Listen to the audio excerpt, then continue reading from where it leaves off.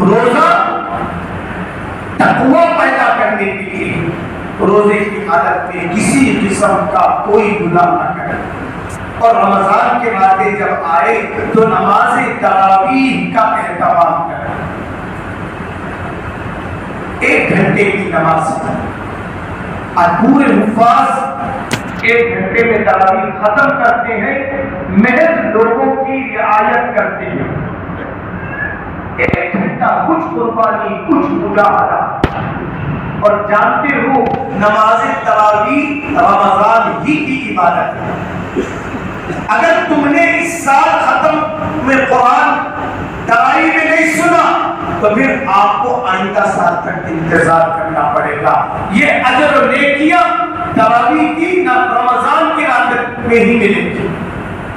اس لیے نماز تراویح کو ادب سے سنیے، خشوع سے سنیے، خضوع سے سنیے، اس لیے کہ حافظ سحری سے لے کر افطار مصلی میں آنے تک ایک حافظ قرآن محنت کرتا ہے، نہ اسے اپنے کھانے کی پرواہ ہوتی ہے، نہ حافظ قرآن کو اپنی لباس کی پرواہ ہوتی ہے، نہ دنیا کی کسی چیز کی پرواہ ہوتی ہے۔ حافظ قرآن سارا دن اس محنت میں لگا رہتا ہے کیسے لوگوں کو اطمینان کے ساتھ پورا قرآن سنا۔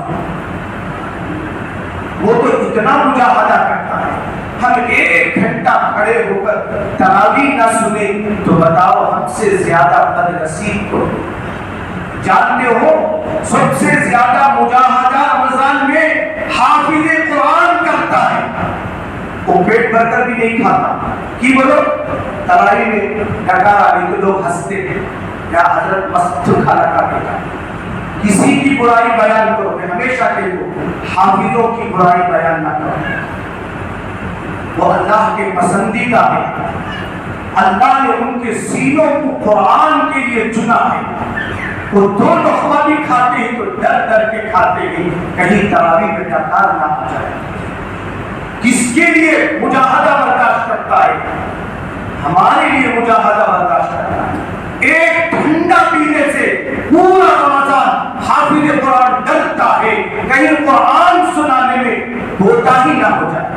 لوگ ذرا حافظ قرآن کا آواز بڑھتا تو کیا تانے دیتے، کیا تانے دیتے، اللہ اکبر، گویا کہ اس نے گناہ کر دیا۔ انسان ہے، سارے عوارضات پیش آئیں گے، ہمارا کام ہے اس کی قدر کرنا۔ حافظ قرآن جو سناتا ہے قرآن، تو حافظ قرآن ہی جانتا ہے کہ اس سے کتنا مجاہدہ کرنا پڑتا ہے، دوپہر میں نیند نہیں آتی، کیا ایک ہی جنون رہتا ہے کیسے قرآن سنایا جائے، پتہ نہیں کہاں غلطی آ جائے گی، کہاں شک آ جائے گا۔ ایسے وقت لوگ حافظ قرآن کو تانے دیں گے تو بتاؤ حافظ قرآن کے زبان سے اس کے لیے دعا نکلے گی یا بد دعا نکلے گی؟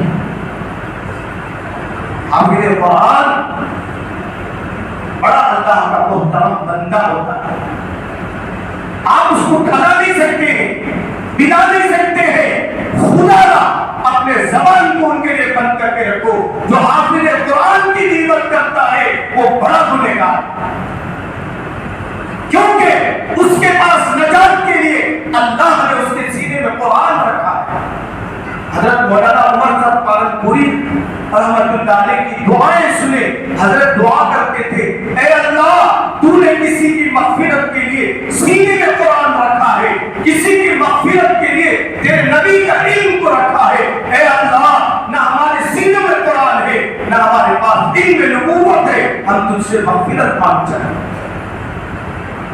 خدا علماء اور حفاظ کو کبھی برا نہ کہو، ان کا کبھی برا نہیں ہوگا، برا کہنے والے کا برا ہوگا۔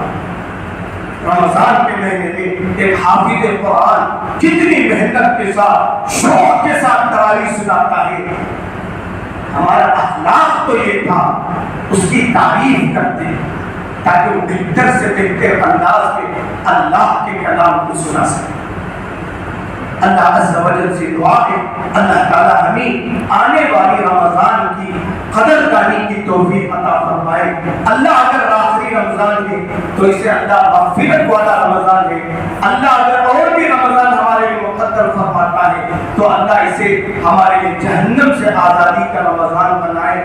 اللہ تعالیٰ ہمارے اندر صبر پیدا فرمائے، ایک دوسرے کی محبت پیدا فرمائے، ایک دوسرے کے برا کہنے سے اللہ تعالیٰ ہم سب کی حفاظت فرمائے۔ وآخر دعواہم الحمدللہ رب العالمین۔